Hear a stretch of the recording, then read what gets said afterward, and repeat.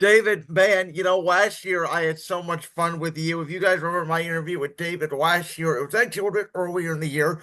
He was the first person we brought on in March. So we dove in a little bit earlier in the draft process. We talked about, we're all six quarterbacks. We're going to go in the NFL draft. We talked a little NBA and we talked Major League Baseball. This year, because I'm having him on at the start of April, we're going to spend time on the NFL draft again. We'll spend some time on the NBA, as I've been doing with various guests here over the past few weeks, as well as the NCAA Men's March Madness Tournament. Let's start, though, with the NFL, because David, you are a big college football fan. And Indeed. last year was the year of the quarterback in the draft, right? We had six quarterbacks all go in the first round, and me and you had universal consensus, I feel like, on where these guys were going to go. And we all Hmm. said, like, depending on where they land, they all have a chance to succeed. And so far, it looks like that quarterback class could be potential. I'm not saying they're all going to be great, but it looks like maybe it could be theoretically if JJ McCarthy works out for the Vikings a 6 for 6 hit in Right. terms of, hey, these guys could be potential franchise quarterbacks for that franchise. This year, it's a little bit more convoluted, though I'm telling you, I'm hearing these rumors about the Tennessee Titans. I don't buy the fact, David, that they are moving out of the number one draft position. And I believe it or not, and tell me if you disagree. I think as we're sitting here today recording on March 30th, Cam Ward is going number one to Tennessee and everything else is a smokescreen. I would agree. I mean, Will Levis had tools, but he's just not working at I, all, and they need a quarterback. David, I don't know if you know this or not, but so during the football season, every Thursday, I do what I call Brandon's best bets. So I take Hmm. 5 games in the NFL season, I bet the spread. Every time Will Levis started, I bet against the Titans. And, you know, probably a good move. Yeah. I mean, oh, was it Will Levis? I mean, I thought Carson Wentz was a deer in headlights, and I am an Eagles fan, obviously. We are the home of the Super Bowl 59 world freaking champion Philadelphia Eagles here on Brandon's World. I thought Carson Wentz was sometimes a deer in headlights, and then I watched Will Levis, and it looked like Brian Callen wanted to literally kill him on the sideline. Right. A lot of frustration. Honestly, there were more moments that got turned into memes or like head scratching moments that you would see than actual Will Levis highlights. It was quite a dumpster fire at times. And here's the thing, right? Their defense doesn't really have a lot of names, but their defense was not terrible last year. They were up middle of the pack. They were in games. They do need a lot of help. They need to rebuild their offensive line outside of Kevin Ridley. They need to get some receivers. They need to get a tight end. We all understand that. But you look at a team like, I don't know, the team that made the NFC Championship game this past season, the Washington Commanders. Now, I had picked them last year to make the playoffs. I thought new ownership, new coach, new quarterback. But my point is, it just goes to show you if you get the right quarterback, and especially in a weak division like the AFC South, it's not out of the realm of possibilities. Cam Ward can turn the Tennessee Titans around like that. No, absolutely. And especially too considering the just question marks with Jacksonville right now with, is Trevor Lawrence really going to be the generational talent? And then the Colts with Richardson, he's been shaky at best at times as well. It really just leaves the Texans and who knows? I mean, with CJ Stroud, I feel like he'll bounce back from a little bit of a sophomore slump last season, but if you're just going against really just one other guy as like a top quarterback, I mean, that gives you optimal positioning to at least make the playoffs as a wild card or something along those lines. Here's the other thing too about Tennessee. I don't know where this hate came from Brian Callahan. Maybe it was because he was in Cincinnati and he was the OC that didn't call plays for Joe Burrow. But like I don't know. He seems like a pretty smart offensive guy to me. I feel like we're just dismissing him, and it's like, can we give the guy a shot with a quarterback in a weak division and see what he can? Like, I'm not ready. There's all these talks about, oh, they're gonna bring in Cam Ward and then fire the coach. I'm like, Brian Kelly's got nothing to work with. Right. And just look at Cincinnati the past couple of years. That offense has been a absolute success. Yeah, there's no getting around it, especially And last year. And again, Tennessee, let's face it, they won games with Mason Rudolph last year. Like they may have only won what 3 or 4 games and got the number 1 pick, but did Will Levis win a start? I don't believe he did. No, Tennessee definitely is like maybe not, contender or anything, but a few pieces away from being a competent team, and they just need that infusion in them to at least start building towards becoming, what they were under the first couple of years under Mike Vrabel and everything, where they were just consistent. They got the job done, and yeah, and once they have those pieces, they'll be doing a lot better for sure. So before we get into what our hometown and your favorite team, the Cleveland freaking Browns, are gonna do at number 2, I want you to tell me because we started this past NFL season with almost universally consensus that Shador Sanders was gonna go number 1 overall. And Mm. then for whatever reason, the leaks started to come out. Some NFL teams didn't like him. I don't know if Dion had to do anything of it at all. But for whatever reason, it sort of felt like Cam Ward just sort of shot up the draft boards. And then by this time now, it feels like Cam Ward is universally seen in the NFL circles at least as a better prospect than Shador. Do you agree with that? Why is it that it feels like Cam Ward is the slam dunk and Tennessee's not considering Shador? I look at it from this perspective. Because when you really boil it down, Cam Ward had a, let's be honest, he had a great season last season. So he did really, really well. He has a lot of good tools. Shadur, same thing. Past 2 years, he's been doing pretty well against, higher level competition.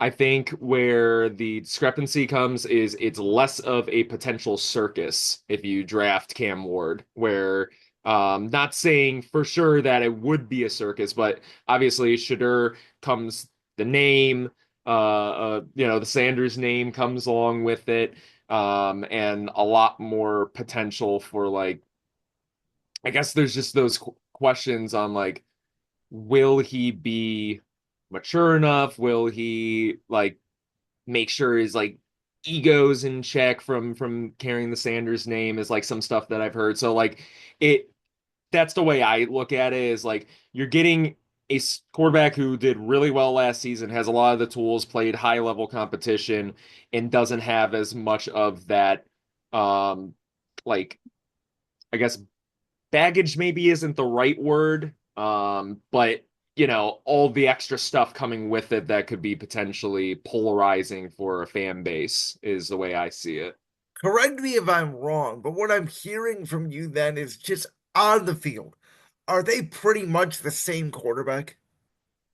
I mean, I'll be honest, I didn't watch, tons of Miami games in my free time and tons Yeah. of Colorado games in my free time. But if it like just going based off of like when I've looked at like the stats and things like that, I would say overall they're pretty similar in terms of like their skill sets. Like both are decent athletes, but they prefer to stay in the pocket and try to make reads.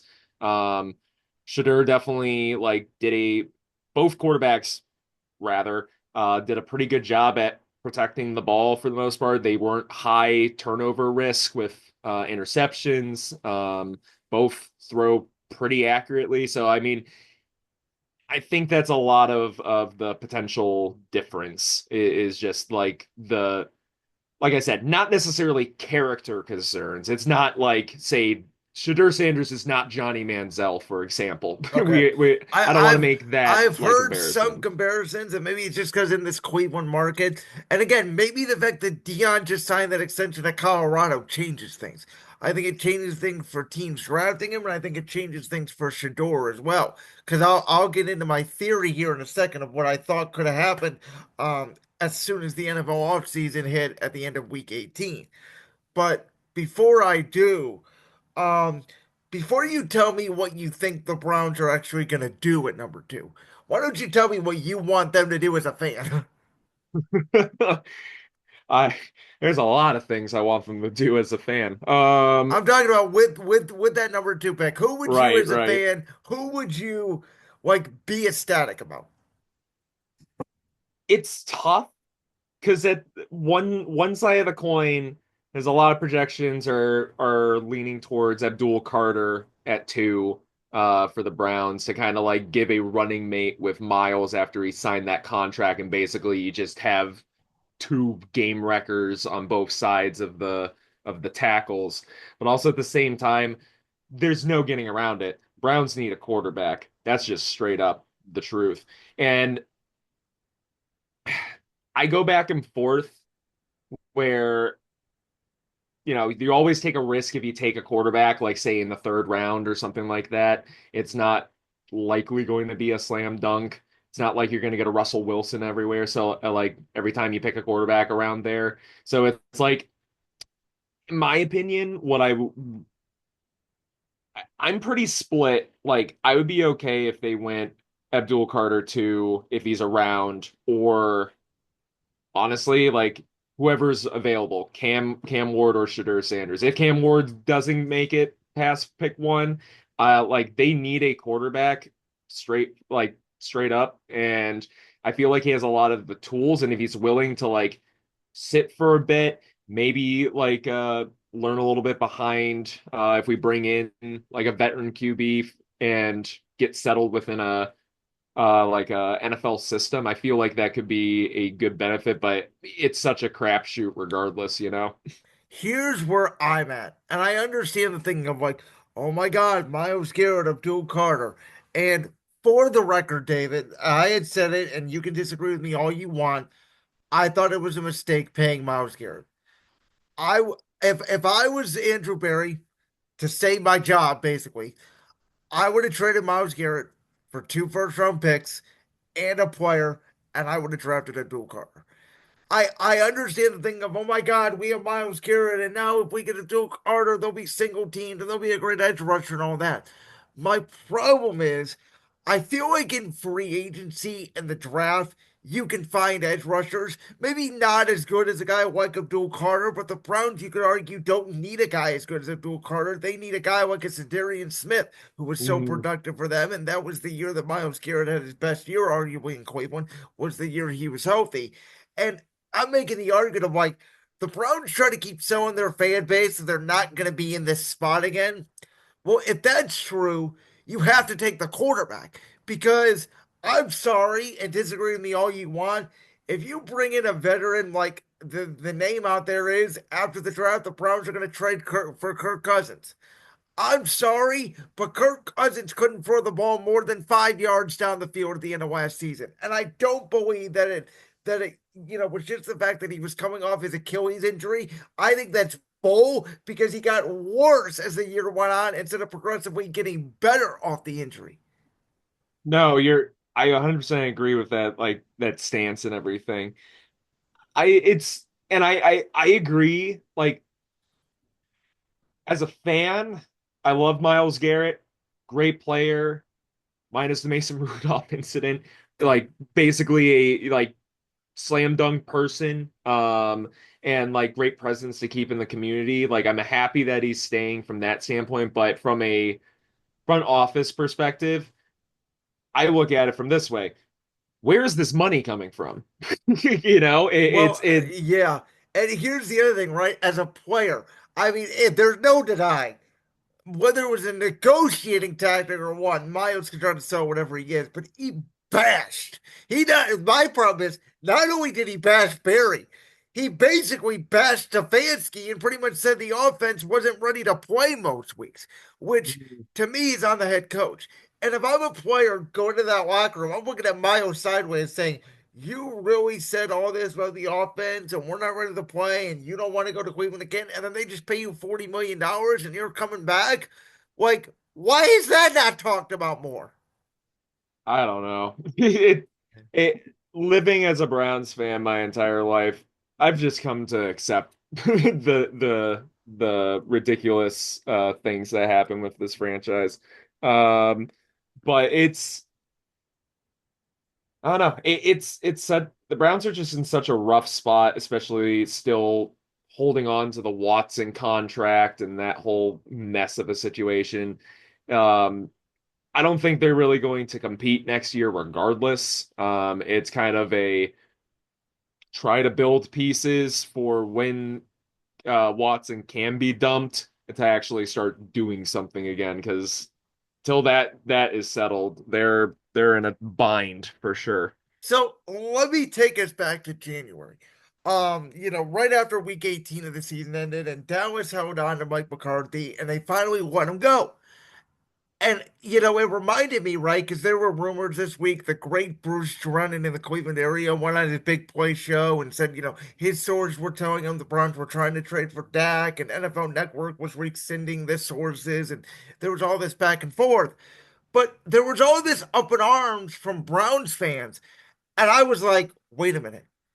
Back in January, again, when Dallas had just fired McCarthy, I thought, oh, the Browns should trade for Dak Prescott. I thought they should trade the number two pick for Dak. I thought it would make so much sense for Dallas. You move off Dak, you bring in Dion, you get Shador, and Jerry Jones tried to go for his last hurrah Super Bowl. Here we come, Dallas Cowboys. Instead, they sit on their hands. For the Browns, I think they're looking at this situation going, I don't know if they're in love with Shador or Cam Ward or any other quarterback in this draft. And there's all these rumors out there about, a Dak or a Kyler Murray or a Kirk Cousins. It tells me that, like, they feel like they don't really want to draft a quarterback. Like, they want to go get somebody, a veteran, and win games this year. And to be honest with you, I don't think trading the number two pick for Dak Prescott is a bad idea. I really don't. For a more proven quarterback, I would agree. But if they trade the farm, not the farm, if it's just the one pick, but if they give up a lot, like a number two overall pick, where hypothetically you could get a generational talent, but let's be honest, Browns don't have the greatest track record I with for for drafting generational talents. for the record, and then I'll let you continue. Yeah, I think it would be a straight up number two pick for Dak. I think yeah. that's what the trade would be. I would take that because Dak is what? Did he do like he's right around 30 right He's now? right around 30, and he just did sign that new contract for Dallas. Now, maybe to make the money work. Now, again, the NFL, unlike the NBA, you don't necessarily have to make the money work. I don't know if they would have to include some sort of maybe Watson or some other contract in there to balance it out or whatever they would have to do with the money. But that to me solves both issues for both teams. And I don't know. I don't understand the resistance around like a Dak at Cleveland. When people heard that rumor, they were like, "Oh, that sounds like a terrible trade." And I'm like, "Why? Your whole team this offseason, the whole messaging has been, we're moving off Watson, but we're not tanking. We're gonna try to win this division." And I just don't think that that will work, period. So I mean, I would definitely take Dak. He's still a good quarterback. You can have your complaints about him when it comes to like the playoffs and stuff like that. At the end of the day, he's a good quarterback, and maybe a change of scenery is what he would need to like, I don't know, wake up or something like that, or have a little bit more success later in the season. Because it seems like it just since the 90s it's more of a like a Cowboys thing as opposed to just one individual player kind of like issue. So I mean, if you want to win now, you need a good quarterback. If you don't have a good quarterback, or at least someone who can give you a infusion of energy like Joe Flacco did at the end of the 2023 season, there's not much you're going to be able to do regardless. So now that the Giants have signed Russell Wilson, which for the record when I compared, because I was doing this with Aaron Rodgers, right? I was comparing the Hmm. Steelers and the Giants, and people thought I was nuts. And I said, you know what? The Giants are actually a better football situation. And let me tell you why. People look at the Giants, and I know they won 3 games last year. Everybody says they're trash, and I'm an NFC East fan, and believe me, they are. And they are the new Cleveland Browns. But they do have a left tackle. They have a right tackle. They have a weapon in Malik Neighbors. They have a decent running back in Tracy. They have a very good defensive line. They have an offensive coach. They literally needed a veteran quarterback, and they need to fill out some more pieces on the offense side of the ball. But it's not like their roster's completely depleted. I think there's a little bit of a myth there. But I'm looking at Russ and Jameis, and I'm going, okay, now that they have two bridge quarterbacks, they're not drafting a quarterback. I mean, even in the case that I think also partially to that is there's not really going to be a quarterback worth the number 3 overall pick at that point, potentially, too. So I think that's also potentially part of it. And Russ was all right last year. He's definitely improved from his first, couple Well, seasons from in his stint in post. Denver, but he wasn't that Yeah, good last year. The numbers were misleading. They could not move the ball. Their last win was against the Browns, week right, 14. So and by the way, I don't think all that is Russ's fault. I think the Steelers are just defense, defense, defense. right. They they lead the league in defensive spending, and now they're going to try to solve it by having Aaron Rodgers go on Pat McAfee's show in Pittsburgh April 9th, which I can't believe you people haven't connected the dots yet. That's where Aaron Rodgers is going to sign. It's going to happen April 9th. It's pretty obvious. Aaron, you're not that slick. But back to the Giants as I digress. Um, Abdul Carter at number 3. If he falls there, I, it's you were correct with sir the Giants having a pretty solid defensive line. It's never bad to have more guys there. Yeah. But there's always the question of like, do you want to take the flyer on Travis Hunter and see what happens? Add more weapons is kind of like the question I'm thinking of. Well, and so here's the thing, and I wanted to ask you about Travis Hunter and tell me if you agree or not. So I've had sort of this epiphany about the NFL and draft picks and players and positions and all that. And so to me, if I'm drafting in the top 10, there's only 4 positions I want to draft: quarterback, a superstar stud, either left or right tackle, a superstar slash stud defensive lineman, or a superstar stud receiver like a Jamar Chase, a Justin Jefferson, those types of guys. Travis Hunter to me is, if he's a wide receiver in the NFL, he's a slot receiver. Hmm. If he's a defensive back, which I think he's more of a defensive back to me in the NFL Same. than a receiver, I don't see his value as much as people do. I think this is a bad draft, and that's why he's more valuable in this draft. Like, I think if he was in last year's draft, he may be outside the top 10.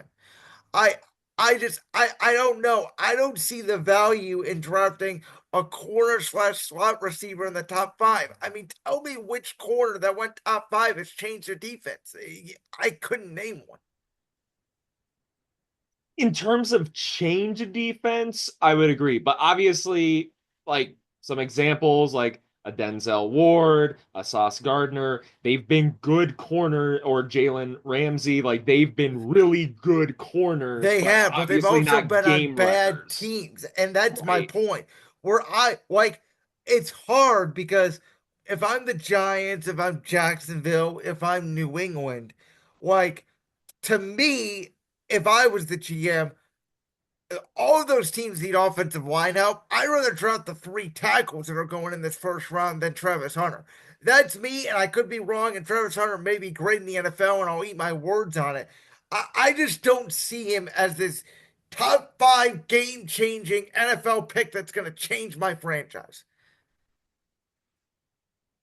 it's very hard to evaluate him because he splits that time, and he won't be able to do it the same level in college in the NFL, nor will people coaching staffs in the NFL let him do that either. It's and there's he is an extreme athlete, but everyone in the NFL is an extreme athlete. So it's like something's got to give. He's either got to be really work on the fundamentals to like really get himself to the point of being one of those top people, and then being able to really make that key difference on a team. But that's going to be like the true gauge on whether or not he's going to be like a superstar or if he's just going to be like a solid guy. It just depends on how that development works, because athleticism doesn't get you too far in the NFL because everybody's got athleticism. There's no denying that. Let me throw this out there, and maybe the Dion again, going back to Shador for a second, maybe the Dion thing and him saying in Colorado changes things. But I looked at Las Vegas. They had the sixth pick. So they Hmm. bring in Geno Smith to be their bridge quarterback. Obviously, they have Pete Carroll there, veteran head coach now, even though he's arguably, believe it or not, with Pete Carroll's credentials, he's arguably the worst coach in that division, which is Hmm. crazy to say. And they definitely have the worst quarterback situation in that division. So I look at it and I go, okay, Vegas, you're in a division with Andy Reid and Patrick Mahomes, Jim Harbaugh and Justin Herbert, Sean Payton and Bo Nix. Geno Smith is not going to get it done. Which is why, to me, if I'm Vegas, and it goes back to the Browns a little bit, it's a scenario that I've not seen a lot of fans talk about. What if Vegas calls the Browns and they offer the sixth and like a this year free and maybe a next year two or something, and they move up four spots. The Browns move back four spots. Vegas is the one that takes Shador. He can sit behind Geno for a little bit or even start, and Geno's his Hmm. mentor. And the Browns just take the best left tackle available on the board. Like, because you need a left tackle. You need a lot of issues. We talked about the Browns' issues, and their roster is a complete mess. And we don't know if the quarterback's going to solve it or not. Shador to Vegas to me at least gives the Raiders some life. Like, what do you feel about that? I, as someone who is definitely big on linemen being extremely important, and gone through enough situations where an offense, or seen enough situations where a bad offensive line just ruins a quarterback. And I here's the other thing, real quick. Do you know statistically, left tackle and right tackle are the two positions in the NFL that A, free agency, you don't get a lot of them there, mhm. and B, outside of the first round, they're not hits. Like, offensive line and specifically tackle is the one position where it's like the first rounders, those are Hall of Fame. Right. I mean, just go back to arguably the greatest tackle ever, Yes, Brown's Joe Thomas. yes. It's a I would actually, come to think of it, because I haven't even really like thought of that like super well through. I think that would be fantastic personally. And to be fair, like I don't know a ton about the tackles that are in the top, like the supposed to be a projected I haven't first done a round, and ton of that's a good research, thing but if you ask yeah, me, because you don't want to know if a lineman's doing their job well, you don't hear yes. about them. I know there's three that's supposed to go in the top 10-ish around there. But I looked at it, Dave, and I said, well, obviously, New England's not drafting the quarterback. No. Jacksonville's not drafting the quarterback. You're going to look at the Giants, and I don't think it makes sense to move back one spot. Like, if I'm Vegas, the Browns are the team I move up with. Yeah, and Shador would fit, I guess, the prime time, like showing the ice, that sort of thing would fit in a Vegas kind of environment too. And again, to me, it makes so much sense because you're in that division. And the Browns, like we just talked about, right? Whatever quarterback they get, they're not ready for a quarterback. Their roster to me is not ready yet for a quarterback. Vegas, No. I mean, they have a left tackle. They have Brock Bowers. I believe Michael Mayer's still there, very good second tight end. I believe Jacoby Myers is still there. You Hmm. know, um, and they have Pete Carroll, who you know is going to give a boost in the defense side of the ball, and Chip Kelly, by the way, returning to the NFL as their offensive coordinator. Like, I don't know. You'd still be the fourth best team in the division, but you'd be a pretty good fourth team, is the way I look at it. Better than what you are now. And if you get the linemen this year, then you see how things, pan out. And if there's a good quarterback in the next draft that you really want the eye, then you shoot your shot there where this year, like outside of Cam Warren, Shedeur, it's not really like being considered a quarterback draft. So That's it's that's a I think that perfect would be a good transition. planning.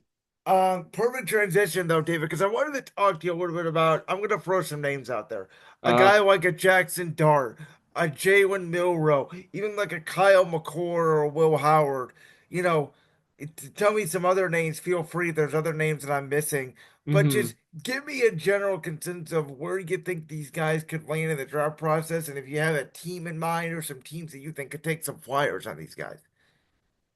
From some of my coworkers, there's been a lot of buzz about potentially Jackson Dart to Steelers.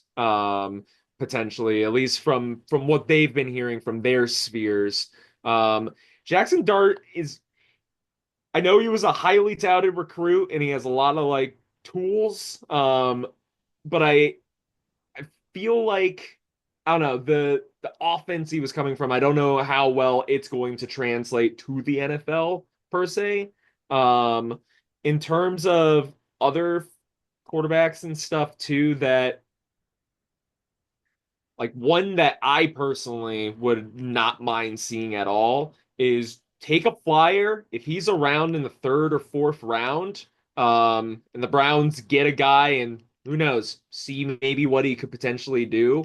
I'm someone who's big on like the Browns potentially drafting like Kyle McCord or something in like a third or Okay. fourth round as sort of like a flyer kind of thing, see how he pans out because he had a pretty good year at Syracuse. And then like um the other quarterbacks. What's the other one you mentioned again? So one of them is Will Howard, who for the Right, record, right. I know he played well at Ohio State. I'm sorry, he's throwing them wide open guys. Everybody got all juiced up because of how well he played in the college football playoff. I don't think he's an NFL quarterback. I think he's a backup. I don't think he's a starter. I don't think he's worth. There's talks about him going to the second round. Excuse me, as my webcam falls off here. You're Um, all good. there's talks about him going in the second round, and I just don't see it. The I don't see it either. the other one is Jalen Milrow, and I find him fascinating because he had that bad game late in the year against Oklahoma for Alabama. But I gotta tell you one man, I watch that kid. I think he's tough. I think he's got good movements. I think he throws a good ball. Like maybe it's his hair, maybe it's because of the fact he played at Bama. He reminds me of my quarterback Jalen Hurts. Like I think if he's in the right situation, I have thrown out there maybe, I know they just got Justin Fields. Maybe the Jets take a flyer on him. I've heard Pittsburgh with him as well. Like, I think if he sits behind a veteran quarterback, he's in a good culture. Like, I think that kid could be something. You could say that about any quarterback. I'm personally not a bit as big of a fan. I feel he relies way too much on his feet, and that is going to get him That's fair. hurt in the NFL. And I would maybe feel a little better about him if he stayed one more year at Alabama because I think he's coming into the NFL here as a redshirt sophomore. So like he declared pretty early with not a ton of experience and like it the reliant over reliance on his feet and then just in there are inconsistencies obviously that can be worked on with his throwing and everything is something that just gives me like I wish he had a little bit more under his belt before he decided to take the leap instead of, you know, rushing into the NFL and everything. It's the only thing that gives me pause. But obviously, fantastic athlete, that's undeniable. His combine was great. And with his legs and everything, he is definitely a threat. That's fair. Like that clip from the Brand's World podcast? If so, make sure you go down there and hit that subscribe button. While you're down there hitting the subscribe button, make sure to also hit the notification bell so you never miss another upload. And make sure you check out all the other clips from the Brand's World podcast right here on YouTube.